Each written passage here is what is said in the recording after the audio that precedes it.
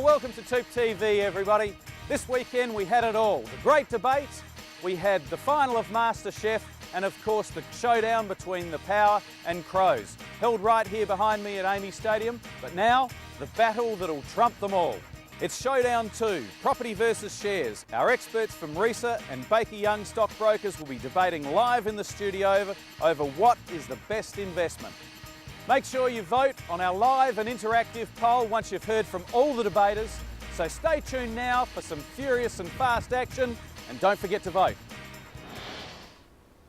Well, this week it's been all about the showdowns, and we're saving the very best till last. And while you're voting at home on the winner of today's debate, we have some judges in the studio here to give us a Judges Award as well. To introduce them, Adrian Smith from the Commonwealth Bank, Regional Manager for SA and Northern Territory, Cozzy Costello from SAFM, and also David Stowe, Partner in the Adelaide Bank, Adelaide Partner in the National Australia Bank. Guys, welcome. Thank you for coming in. Give them a round of applause. Now, before we get the debate underway, let's go and see what the public prefers, property or shares. Probably property, because I've got shares and they're down about 20%. Real estate, particularly in blue chip areas, can't go wrong. Well, with the economic climate the way it's been, I think people have probably lost a lot of money on shares. I think property retains its value. Shares, because it's easier to sell. You can make a sale every day, every 5 days of the week if you wish. Whereas with real estate, you've got to wait till you get the buyer that's prepared to pay what you want for it. Property. It's something real, whereas shares feels to me like you're making money out of nothing. You're just, it's empty value. Well, property looks like it could be a favourite there, but let's get the debate underway and allow me to introduce our debaters. From the Real Estate Institute of South Australia, Amy Durant, the Communications and Marketing Officer. Now she's filling in for Emma Slape, who's a bit ill, so we wish Emma all the best, and CEO Greg Troughton. From Baker Young and Associates, we have Mark Potter, who is an Associate Director, and also Equity Advisor Ryan Bamford. Ladies and gentlemen, give them a round of applause. Now, to the rules. Each speaker has no more than 3.5 minutes. At the 3-minute warning, I will tinkle the bell here for you, and that'll be your sign to wrap things up. At the 3.5-minute warning, we'll have the gong, and that'll be your sign to stop talking immediately. So keep that in mind, boys. And let's get the debate underway. First up, Amy. Amy has 3 minutes.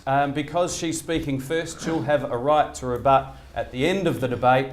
And let's get things underway, Amy. Your time starts now. Thanks, Tim. Look, I'm going to start by suggesting that today's debate be actually changed. It's going to be called Shares versus Shelter, because that's essentially what it's all about. We all need property. We all need shelter. I'd love to ask where these gentlemen sleep every night and where they work during the day. At their home? At a commercial building? Everything revolves around property, and we all need it. So take something that we all need and turn it into a money spinner. That's where property investment becomes such a great way to build your wealth. Property is an easy to understand investment. We all live in one, whether we're renting or purchasing, and therefore we all have a reasonable knowledge of what is good real estate and what's not. There will always be demand for housing because we all need somewhere to live. For many people, investing in property starts out simply as purchasing a home to live in. That's how I started out. I bought my first property at 20, and because I needed somewhere to live and I understood what a house was. There's no way I would have invested in shares at 20. The risk would have been just too great. I wouldn't have understood it, and I would not have been able to live in and see my investment on a daily basis. Nothing beats property when it comes to a safe, solid, stable asset. And when it comes to going to that next step and purchasing an investment property, we all have a minimum level of understanding of what makes a good investment and can use our own experiences as to what good attributes in a property are. There are a few simple rules that even a novice can follow, such as buying close to employment and transport or water. But whereas with shares, you need to be, a semi-expert or an expert to actually be successful. Shares, on the other hand, as well, are volatile and full of risks. And no matter how good a company is, if the market falls, nearly everything falls with it. The day-to-day ups and downs of the share market must be so stressful to these stockbrokers and other investors. I'd prefer to just lay back in my house with a glass of Barossa Red and watch my investment grow and grow. Here's a thought to ponder for all you viewers out there who may be contemplating clicking on the shares button. Shares can sometimes be worth nothing, zero. Property, on the other hand, will never be worth nothing. It's solid bricks and mortar and land. Plus, when you've got the banks and government supporting you, you would have to think you're on a winner. Banks love property. They're so sure that property values will continue to rise over the long term that in the past they've lent home buyers 100% of the purchase price.